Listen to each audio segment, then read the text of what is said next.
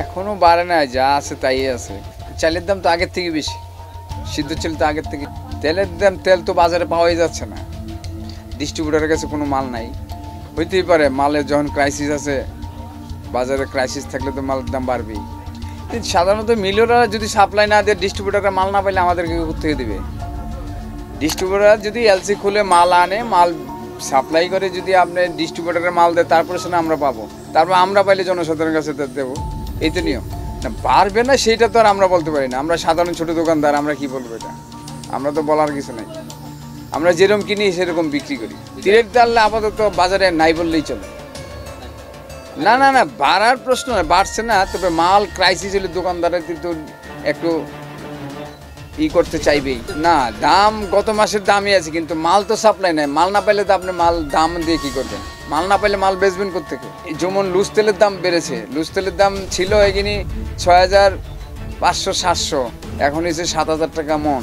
7000 টাকা মনে প্রায় পরে গিয়ে আপনার 190-92 টাকা পরে কেজি সোয়াবিন তেলটা। পাম অয়েল 170 টাকা কেজি, আর কোয়ালিটি 175 এরকম। এখন চাউল, সিদ্ধ চালের দাম অনেক বেশি, 2000 টাকা বস্তা, 80 টাকা কেজি মিনিগেট। নাজির চাইল আপনার 84 টাকা কেজি। না, ডালের দাম তো নিম্নমুখী। ডাল তো এখন সিজন, এখন ডাল সিজন না, সবজি বেশি, ডাল মসজিদ। ছোলার দাম এখনো পর্যাপ্ত আমদানি হচ্ছে না, তো হইতেছে দাম। বাজার এখনো কি হবে বলা যাচ্ছে না।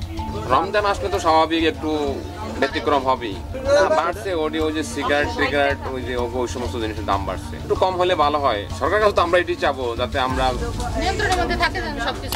মধ্যবর্তী মানুষ আমাদের। না, গেছে মাসের তুলনায় এই মাসে বেচাকিনি অত্যাধিক খারাপ, এবং দ্রব্যমূল্যের দাম অত্যাধিক বেড়ে যাওয়ার কারণে কাস্টমার বাজারে ঢুকতেছে না, আর বাজারে বেচাকিনি কমে গেছে। যেমন এলাচি আগে ছিল 4500 টাকা কেজি, এবার হয়েছে হলো আপনার 4800, 4000, 4700 এমন। আচ্ছা, তার চেয়ে একটু ভালো গ্রেডের মাল ওইটা হয়েছে আপনার 5400 টাকা। আচ্ছা, জিরার দামটা তুলনামূলকভাবে কিছু কমছে, রঙের দামটা ফিরে আবার একটু বাড়ছে। তারপরে পোস্তদানার দাম বাড়তি, জায়ফলের দাম বাড়তি, মশলার দাম আপনার এই বাড়তেই থাকে কিছু পরপর। যখনই আসি তখন শুনি বাড়তি আর বাড়তি, এরকম আর কি। এখানে বেশি না, আবার কমও না, আবার মোটামুটি বাড়তি আর কি। কষ্ট হয়ে যায়, কিন্তু কিনতে তো হয় আমাদের। আশা করি যে সরকারের কাছে আমাদের বলা যে আমাদের সব কিছু যেন আমাদের এই হাতের নাগালের ভিতরে থাকে, আমরা সব কেনাকাটা করতে পারি। কারণ সব কিছু কেনাকাটা করতে হয়, এটা কিনলে এটা কিনতে পারি না, বা এটা কিনলে এটা কিনতে পারি না। সব কিছু কিনতে পারি, সেদিকে সরকারের দৃষ্টি আকর্ষণ করছে। বেচা কেনা চিত্র কম ভাইয়া, 200 টাকা কেজি ব্রয়লার, আর সোনালী কক 360 টাকা কেজি, আর লেয়ার মুরগি 320 টাকা কেজি। গ্যাস সপ্তাহ ছিল আপনার সোনালী মুরগি ছিল 370, আর ব্রয়লার ছিল 210, আর লেয়ার ছিল 340। একটু কমছে, বেচা কেনা কম তো আপনার। বেচা কেনা কম, ওই যে 350 আর 320, আর ব্রয়লার 200। কারণ বাজারে লোকজন নাই, তো অর্থনৈতিক অবস্থা খারাপ।